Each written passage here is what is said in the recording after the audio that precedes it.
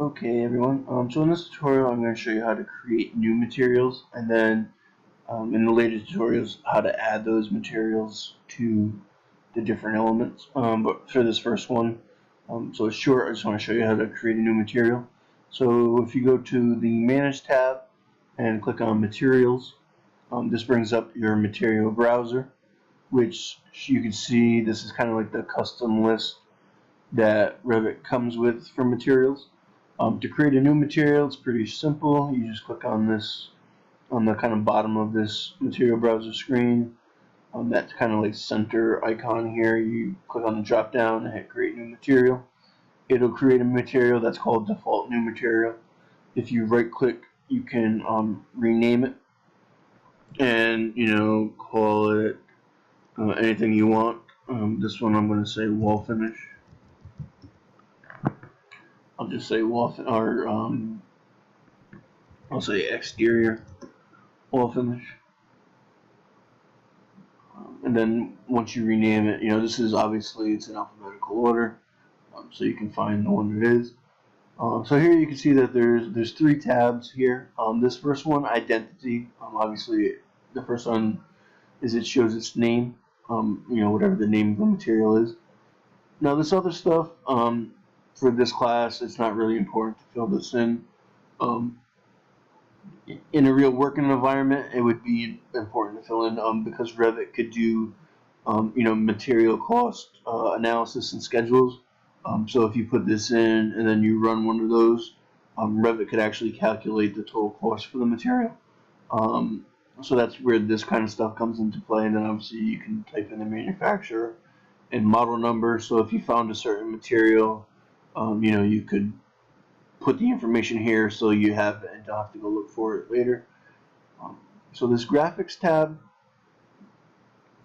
is a little bit important because it can do multiple things that are helpful for you. So this shading tab, if you click on this the cube, and you go to the shading view, this is the color that it will look like when you in that view.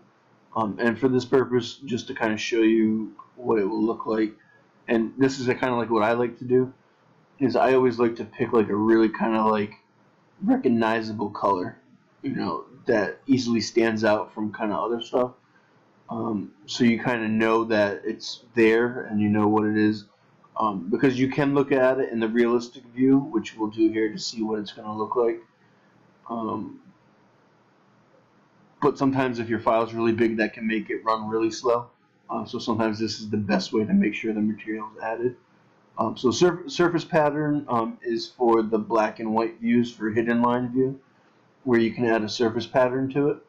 And I think for this material, I'm going to add a brick probably for the exterior wall just to quickly show you.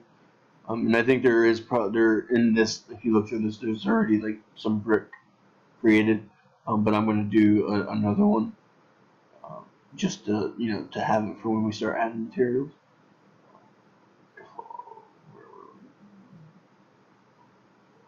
There. So you could add a surface pattern, and again, this is for the black and white.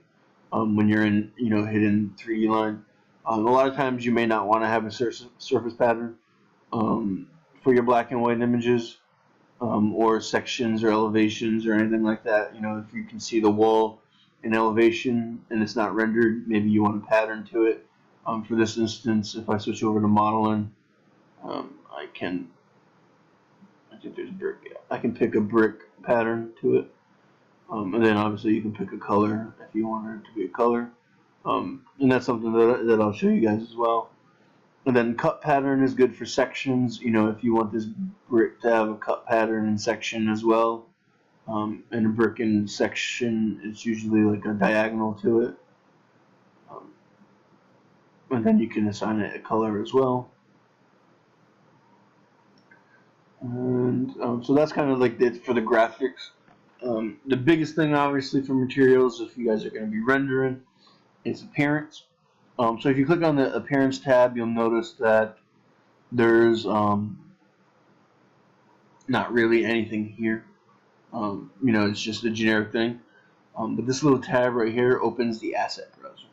Now there's two big folders in this browser that you're going to be using, and it's this physical assets and the appearance library. Physical assets is stuff are kind of assets that contain weight and thermal properties for materials, and this will be important for when you create a new material to make sure you have the right physical assets for that material, particularly if you're going to be running like energy analysis. You're going to want to write the right thermal properties.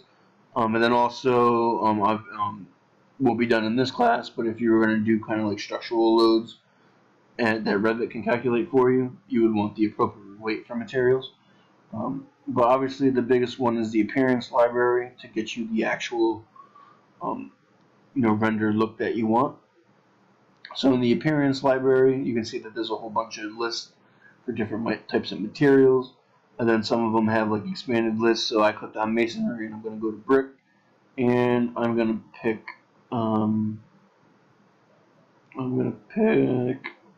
Basically, I can pick anything I want. I'm just going to I'll pick this one since it's a little bit different than the brick that's already created. And all you got to do is you just double click. If I move this over a little bit, so all you got to do is Harrington Brown. So I'll just show you here. If you double click on a material, it adds it as the new material, so you can keep, and it'll update it to whatever it is. I'm gonna go back to this one. So all you do is double click on it, and then you can close it out. So that's it there. And then you can see all these different types of kind of like edits that you can do to it, and you'll get more of these types of edit depending on the type of material that you pick. So there's a relief pattern that you can change, but the biggest thing is if you click on the image itself, which is here, you can see that there's a scale factor to it.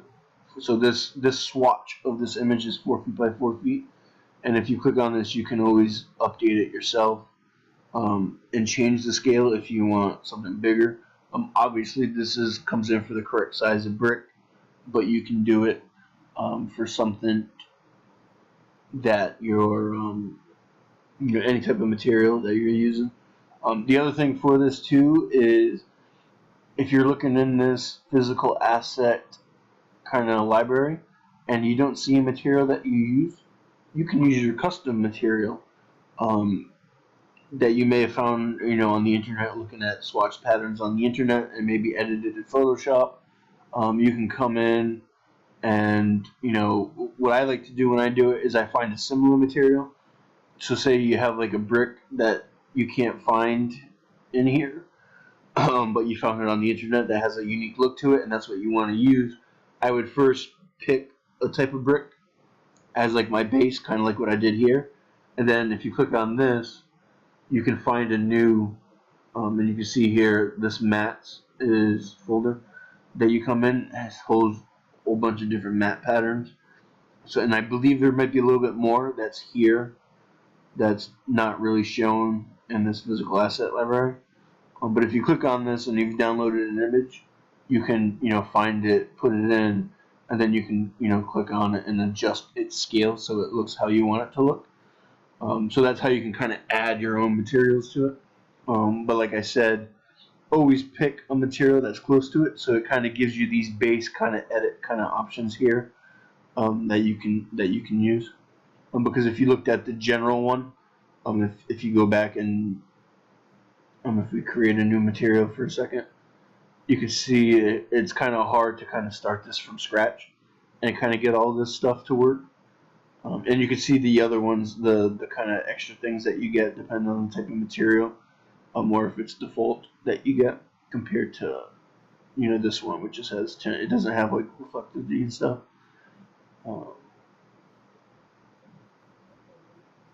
I go back to that new material for a second, wherever it went. There it is. But it can be hard to start, kind of putting all this stuff in yourself.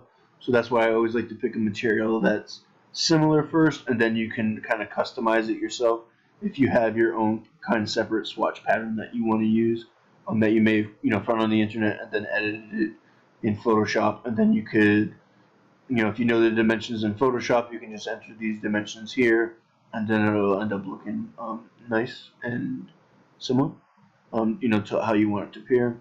And then the last thing that I just want to show is this kind of plus sign, and if you click on this plus, it shows the physical and thermal properties.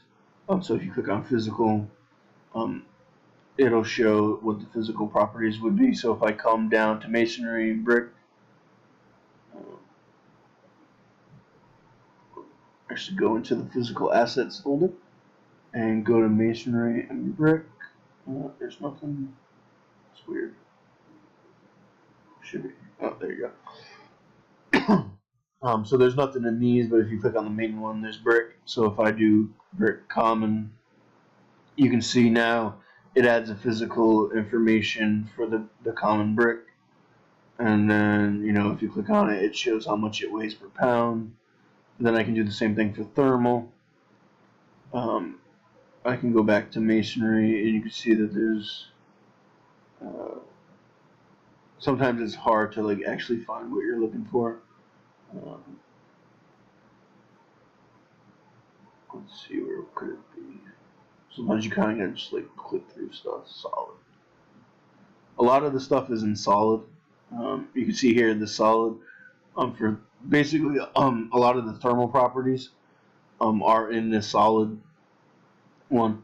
So you can see here you have the different types of brick, and for this instance I'm just going to say normal fire clay. So now your thermal properties, you can see that you have your U values and your specific heat and everything like that.